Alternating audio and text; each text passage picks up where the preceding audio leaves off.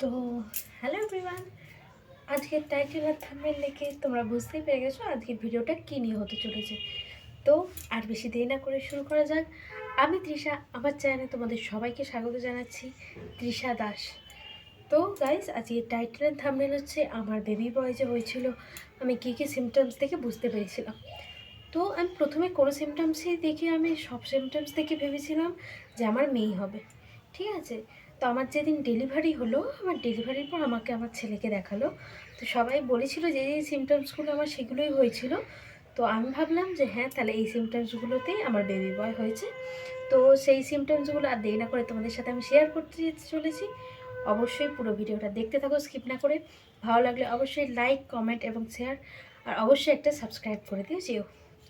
তো প্রথমেই বলি, আমার যে ছেলে হয়েছিল, প্রথমে আমি বুঝতে পেরেছিলাম যে হ্যাঁ আমার বেবি এসেছে বা কিছু, আমি এরকম কোনো কিছুই বুঝতে পারিনি। হ্যাঁ, মানে সামান্য একটুখানি যখন আমার ছেলে আমার পেটে আসে, প্রথমে বলে তোমাদেরও যখন দেখবে একটু বেবি বয় যাদের হবে, যারা নতুন মা, তাদেরকে বলে রাখি যে এই সিমটমসগুলো অবশ্যই থাকবে। দেখবি যে বেবি বয় যখন হবে তোমাদের কোনো রকম কোনো মর্নিং সিকনেস থাকবে না, সকালে কোনো রকম কোনো গা বমি ভাব বা ক্লান্তি ভাব এসব কোনো রকম থাকবে না। তো আমার সে সমস্ত কিছু ছিল না।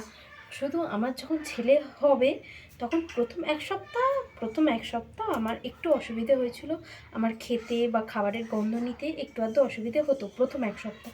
তারপরে আমার সেভাবে কিছুই হয়নি। তো তারপরে এক সপ্তাহ যাওয়ার পর থেকে আস্তে আস্তে আস্তে যখন আমার বেবি বাম্প হয়, তো আমার বেবি বাম্পটা কিন্তু সাইডে হয়নি, আর বেবি বাম্প হয়েছিল লম্বালম্বি। দেখবে হ্যাঁ, অনেকের ক্ষেত্রে বেবি বয় হওয়ার ক্ষেত্রে বেবি বাম্প হয়ে থাকে লম্বালম্বি হবে, একটু বেশি বড় দেখায় আকারে। আর সাইডে হয় না, সাইডে হলে অনেকেই বলা থাকে, এই সমস্ত কথা প্রচার আছে যে সাইডে থাকলে মেয়ে হয়। তো আমার বেবি বাম্প ছিল লম্বালম্বি। তো সবাই বলতে, দেখ তোর ছেলে হবে, তোর ছেলে হবে। আর যে নাভি, বেবি বাম্পের যে নাভিটা থাকে, ওই নাভিটা দেখবে একদম সোজা সোজাভাবে যে রেখাটা থাকে কালো মতো একটা, যখন বেবি হয় তখন ওই কালো রেখাটা থাকে, ওই রেখাটা একদম সোজাভাবে যায়, কোনোরকম বাঁকে না, ওই রেখাটা একদম সোজা থাকে, ঠিক আছে। দ্বিতীয়ত জিনিস হলো যে আমার যেটা হতো, আমি সমস্ত কিছু খেতে পারতাম। মানে ছেলে দেখবে মেয়ে হওয়ার ক্ষেত্রে একটু মর্নিং সিকনেস থাকে, একটু গা গোলায় বমি ভাব হয়, এসব আমার কিছুই ছিল না। আমি সমস্ত কিছু খেতে পারতাম, আমার মর্নিং নাইট কোনো রকম কোনো প্রবলেম ছিল না।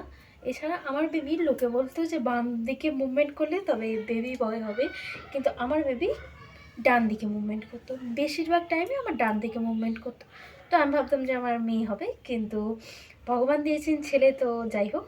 তো আমার ডান দিকে মুভমেন্ট করতো, ডান দিকে বেশি নড়াচড়া করতো। তো আমার এইটা ছিল যে আমার বেবি ডান দিকে বেশি মুভমেন্ট করে। তৃতীয়ত ছিল যে আমার বেবি যে হয়েছিল তার কদিন আগে, মানে দেখবে বেশিরভাগ ক্ষেত্রেই তখন সিজার হয়, তো এটা নর্মালি পেন কখনো ওঠে না। বেবি বয় হওয়ার ক্ষেত্রে আমি বলছি এখনের যেটা, নর্মাল পেন কখনো ওঠে না। হালকা পেন হবে আবার কমে যাবে, হালকা পেন হবে আবার কমে যাবে যখন তোমার ডেলিভারির টাইমটা আসবে। তো আমি এরমভাবে 3বার হসপিটালে ভর্তি হয়েছি, আবার হসপিটাল থেকে আমি ফিরে চলে এসেছি। তো আমার এইরকম সিমটমস ছিল। তাছাড়াও আমার বলে রাখি যে বেবি বয় হওয়ার ক্ষেত্রে আমার বেশি স্পাইসি ফুড, মিষ্টিটা আমার খুব একটা ভালো লাগতো না। মিষ্টি একদম শেষের দিকে ভালো লাগতো, কিন্তু প্রথম দিক থেকে আমার মিষ্টিটা একদম পছন্দ হতো না। আমার একটু স্পাইসি ফুড, আমার একটু ঝাল খেতে ইচ্ছা করতো। বেবি বয় হলে নাকি আমি এটা শুনেছি যে স্পাইসি ফুড, ঝাল, অয়েলি এসব খেতে ইচ্ছা করে। তো আমারও খেতে ইচ্ছা করতো। তো আরেকটা কথা তোমাদের বলে রাখি, এই যে বাইরের ফুড খাবে না এসে, আমি সব খেয়েছি প্রেগনেন্সিতে। আমি বিরিয়ানি থেকে, মোমো থেকে, চাউমিন থেকে আমি সমস্ত খেয়েছি প্রেগনেন্সিতে। তোমরাও খেতে পারো, অসুবিধা নেই, তবে লিমিট বুঝে খাবে। আমার এখনও পর্যন্ত প্রেগনেন্সির পরেও আমি সব কিছুই খাই। অ্যাজ আ ব্রেস্ট ফিড মাম আমি সব কিছুই খাই, সমস্ত কিছু তোমরা খাবে, সমস্ত কিছুই খাবে, যেদিন যেটা ইচ্ছা করবে খাবে, তবেই তোমার দুধটা আরও ভালো হবে, বেস্ট মিল্ক আরও ভালো আসবে। তো আমিও সমস্ত কিছু খাই, এটা নিয়ে কোনো সমস্যা নেই। আর একটা বলি যে বেবি বয় হওয়ার ক্ষেত্রে লোকে বলে 140 কি 143 এর ওপরে থাকলে হয়তো বেবি বয় হয় বা বেবি গার্ল হয়, নিচে থাকলে। কিন্তু আমার সবসময় এটা নিচেতেই ছিল। আমি ভেবেছিলাম তাহলে মেয়ে হবে হয়তো, কিন্তু না, নিচতে থাকলেও ওই যে যেটা FHR না কি বলে ওইটা নিচতে ছিল, ওটা নিচতে থাকলেও আমার বেবি বয়ই হয়েছে। তাছাড়া আরেকটা, আল্ট্রাসাউন্ড রিপোর্টটা এখন আমার এখানে নেই, আমি যেহেতু বাপের বাড়িতে আছি, তো আমি শ্বশুর বাড়িতে গেলে অবশ্যই তোমাদের দেখাবো ওই রিপোর্টটা। ওই রিপোর্টটা থেকে তোমরা আগেই বুঝতে পেরে যাবে তোমাদের বেবি বয় হবে, ঠিক আছে?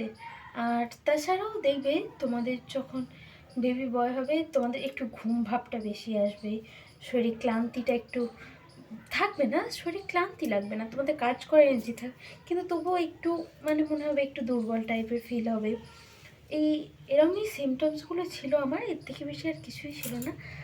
আর হচ্ছে যে তোমাদের বেবি বয় বেবি গার্ল সমস্ত কিছুই ভগবানের ওপর ডিপেন্ড করছে। তবু আমার যে সিমটমসগুলো ছিল বেবি বয় হওয়ার সেগুলোই আমি তোমাদেরকে বলেছি।